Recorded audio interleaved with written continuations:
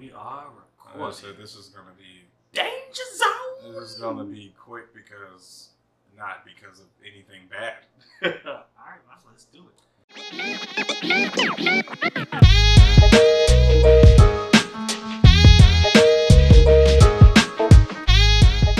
Hey, what's going on, y'all? Welcome back to Small Couch Reviews. It's your boy Sam. It's your boy Joey. And as you can see, we are on one of the more comfortable couches in our repertoire.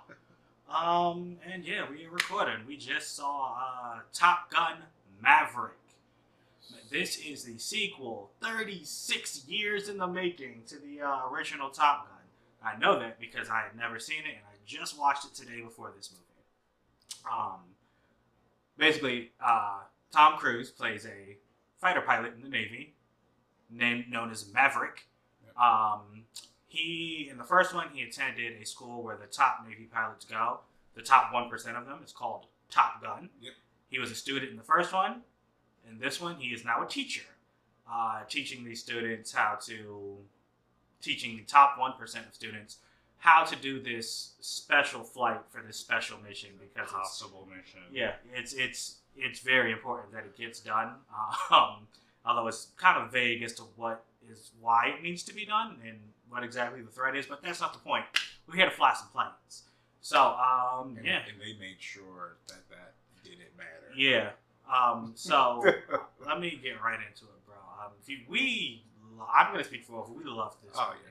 So, I gotta say, I said again, I watched the first one, and in the first one, the main thing was they went to the school, and it's basically a competition between Iceman, played by Val Kilmer, yep, and Maverick, played by Tom Cruise. Yep. And that was the whole movie. And, maybe it's because I'm looking at it through a 2022 lens. And I was like, yeah, okay, I can take or leave this, whatever. And this one, it's not that. It's completely different. But I will say I love how they, starting with what I liked, I do love the homage they played to the old. Oh, not just with the characters, but even the way it starts with the same frame. The same frame begins both movies, and the same setup. It mirrored.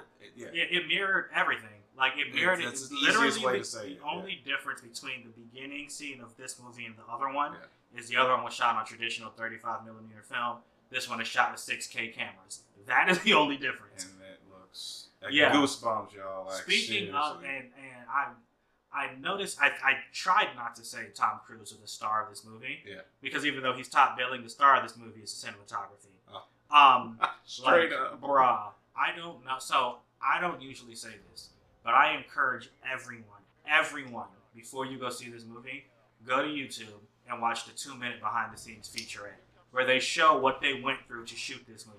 Yes. If y'all didn't know. Yeah. These are, 85% of this movie is in flight. The practical effects. He didn't want any CGI. Yeah. He said he's not doing it if he couldn't do it. Tom Cruise said he's not doing it if he couldn't do it practically. Yes. So these actors actually are flying planes, Joe. Slight correction. So they're actually in the F-18s. Yeah. But I did read that, because the planes are so expensive, the Navy, there's another pilot actually flying. Of course somebody else is in there, but they had to learn how to beat. So they actually had to go through training to learn how to survive those G-forces. The sudden change in air compression. I don't even know how to say it, but or what is it? Cabinet compression? Something like that. It's the pressure. Yeah. They actually had 6K cameras inside of actual F-18s. So when it comes down, when the cockpit cover comes down, there are cameras on it, and you see the actors' faces. The actors had to edit themselves. They had to make sure that they were in focus. They had to check their sound and everything. When they're in the sky, they had to make sure that the light from the sun was hitting them the right way before they actually shot the scene. It's incredible. Pushing record and stop and not deleting film. Yeah. But watch that. I mean, us giving you that it's and I'm saying all of that to say, as much as I gushed over the cinematography in the Batman, this definitely has it beat. I think this might be the best. Seriously, between this and Sam Mendes' 1917, I don't think I've seen a movie shot better than that. It's incredible. Not just looking, but sounding. when the planes take off, we nudged each other like at least 6 or 7 times. 'Cause every time it happened, it was incredible. Absolutely amazing. Yeah, like hearing the jets, seeing them go through, just spectacular. I mean, the whole movie, I'm like, this looks so good. Yeah, Why 6K this cameras, look so good. This looks so good. I kept saying, I was like, why is this shot so? What, like the transitions? It just the feeling. They found a way to make you feel like you were in the plane with them, man. I mean, and the lady sitting next to you definitely was into it. Oh man, this lady was 6 beers in and just crying. Yeah, she went through all the emotions, right? Cheering, crying, and it's funny because it's like that can be annoying, but you could tell this lady was like really happy and like ready to see this film. Yeah, she was a fan of this movie, and it wasn't excessive. It was just like, damn, like you really like this. Yeah, you really feel like she was in there with Tom Cruise. Yeah. But there were other stuff in this movie I liked. Tom Cruise is great. He's a great Maverick. Still cocky as ever. Yeah. The other characters were okay. I didn't care about them, but I didn't hate them. Yeah. Like they didn't take away from the movie. Yeah. With the exception of his love interest, that is something I didn't really like. Just because it felt extra to me. That's just a niche to me, like something that trying to complete the story. Yeah, but I get why she was there. Yeah, I mean, I feel like he had a love interest just because the movie was like, hey, he needs a love interest. Yeah. But I don't think she needed. If she wasn't in the movie, I would have enjoyed it the same. Yeah. And then I guess the only negative I have to say, like we said earlier, there's the main point of this movie is they're trying to take out like a base. We don't know what country, we don't know where it is. That's not really important. But they're trying to take it out, and in order to do this, they have to fly a very specific flight pattern that's impossible. Mm-hmm. And only Maverick did it. So I mean, I guess because the movie's named after him, I'm okay with him being like the man. Yeah. But something that bothered me was no one else could do it until the climax of the movie. Then suddenly they did it, and I was like, because they had to do it in the moment, and it's like there was all these things where they tried to foreshadow everything that happened. He says in like a line. Yeah. And like that was the, I guess the I don't like saying fakeness. The movie of it though. Like the Hollywood. Where every time Maverick said something, like the next scene or that big climax was like, oh, they can do it because they did everything I said that they needed to do. He said something like, they need to see it done and then they can do it. They can do it. Which is just ridiculous. It's like, bro, they did it like 80 times and they couldn't do it. They see you do it once and now all of a sudden, it's something I noticed, which is why I'm bringing it up, because it's a large part. It's like the whole third act, honestly, that whole entire flight. I'll get to what I didn't like. I thought that was something I didn't like. But that's really the only thing. Like, I mean, there's definitely, like Joey said, there's no fakeness in this movie. Like, there's a part in the third act when Tom Cruise is fighting another pilot. And the pilot does something in an airplane that should not be. It was cool looking. And we both were like, what? I was like, what? I was like, it's impossible to do that. It seemed like when they showed that scene, they showed Tom Cruise and I forgot the actor's name. Miles Teller. They were like, hold on, what was that? Because their reaction was just like everyone else in the theater. We were just like, hold on. It was impossible to do that in an airplane. But that, like, I feel like that kind of that a callback too. And it was a callback of him spinning out. Oh yeah. Because he actually kept control, which is impossible. So it was I don't know. Yeah. I mean, obviously there's a lot in this movie that doesn't happen in real life, but that was just one thing I noticed. Yeah. Not a big deal. None of these are huge deals, just things I noticed. Overall, I love the planes. I love the sound. I never thought I'd love watching planes. Go that fast, like jets go that fast. And man, on film. That's it. Yeah. The planes. The people were good, but you come for the planes. That's it. I'm done, bro. I interjected. cinematography is absolutely amazing. There's not many examples of how great the cinematography, and no matter how much, I'll get to my dislike, how much the story flowed so well. Mm-hmm. But again, it was like literally shots from the first one and like ideas from the first one, storylines from the first one, even the last handshake in the movie.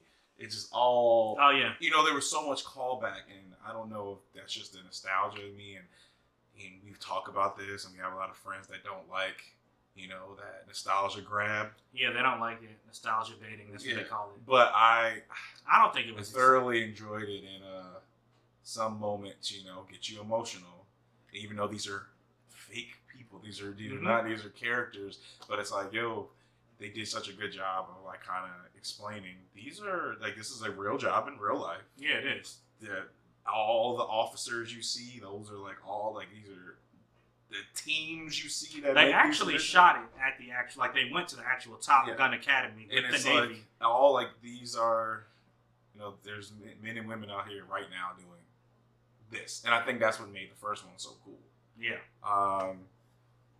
Acting is great. Of course, Tom Cruise. You can't give everybody else. He doesn't give bad performances. No. He doesn't always have good movies, but he doesn't give bad performances. Everybody else was good. There wasn't one bad performance, but there wasn't no like, oh my gosh. Yeah, exactly. No standouts. It was really cool seeing Lawrence. Oh, from Insecure. Yeah, that was really dope. Like, big ups to him. Jay Ellis, that's his name. Yeah, sorry. Yeah, man. The sounds. I'm glad we saw what we saw. So I will say, go see this in Adobe if you can, and go see this on a big screen if you can. Yeah, I mean you'll like it, but if you get the Dolby sound, like you're gonna be blown away. It was. This is an experience, man. Yeah, and then so we're not gonna drag this one on, but like my last like thing I say like that was so amazing was the last act. I'm breathing, like controlled breathing, like a yoga breathing, because I was so into it. I'm just breathing. I'm trying to stay calm, and I'm like, what the? I didn't realize I was doing it until like at least 5 minutes in, and I'm like, all right, cool. And I'm going to tell you what I didn't like, but this has nothing to do with the film as a whole. The last 10 minutes was kind of weird for me. It was just like, all right, y'all turned it into something else. It turned into something more big Hollywood, like surviving, stealing, flying, going against these planes that are impossible to escape. And I was like, that was more than the last 10 minutes, bro. I was like, what are you talking about? Yeah, I was like, so yeah, that's the last part of the last act. Yeah, I'm just where the impossible thing I mentioned earlier happened. So basically, let's say, 20 minutes. The last 20 minutes are all impossible. Yeah. But that did not take away from all the realism and the amazing work that they did on this movie. I didn't think it was going to. When I first saw the Maverick preview, I was like, hell yeah, I'm going to go see it. Had no idea it was going to be like this. Yeah, I didn't know I was going to like it this much. No, yeah. I mean, I knew I was going to see it just because I knew, even though I hadn't seen the movie before today, I knew Top Gun was I'm not a big fan of sequels, remakes, whatever you want to call this. It's technically not a remake, it is a sequel, but it's like, this is on par with how great that original film was, and I think what it's going to do for like film culture right now. This is an example of you don't need CG for everything. Practical effects. There's so much. Like again, go like Sam said, go watch that 2-minute video before you go see this, so you can appreciate that. There's a lot of scenes in here that you're like, oh my gosh, that they did a really good job making that look cool, and it was like absolute mistakes that looked amazing because they really were flying in these planes. Yeah, they were in these F-18s. It's crazy, man. It's crazy. Yeah, because it's like you look back at the original film, you're like, oh gosh, they were like literally like behind the screen. Yeah, you can and tell. They're just like they're jerking around. It's like no, they're really in acting, and that's what I say when I say flying. Like being in the plane and acting at the same time. Yeah, that can't be hard. That can't be difficult. Like, I went through 3 months of training just to do that. Yeah, like, so just imagine, like, we're saying there's no standout, standout characters, but that's a standout alone. Yeah. So good job for everybody that had to endure that. Because I know damn well my ass would have passed out. I'd pass out immediately. Yeah, man. Yeah. So, guys, that's it. I really... That's it, man. I think I really liked it. I will go ahead and give this a 4 out of 5. Actually, I'm gonna give this a 4.5 out of 5. I really enjoyed it. I think we're still. I mean, we've been aligned for the last few weeks. 4.5, man. I don't know. It's like, is it bad that I'm like, I'm gonna tell you why I don't give it that extra, because it could be a 5. It was just that was weird. It's just it took away from it, not in a whole. It was just like, I'm sitting there like, this is cool, but now I feel like I'm watching Mission Impossible. Yeah, and for me, it's just like 5, to be like a perfect movie. Yeah, there have to be, like, I mean, I have to think back and be like, yeah, there's nothing that I really disliked. Yeah. And this one, I mean, again, the things I disliked were minor, yeah. But I remember them, so that's fine. Right. But yeah, 4.5 out of 5. Definitely a good movie. Definitely go ahead and watch it, and definitely hit that subscribe button for us, guys, and the little bell. Ding. All right, man. Thank you so much for watching. As always, until next time, we out. Deuces.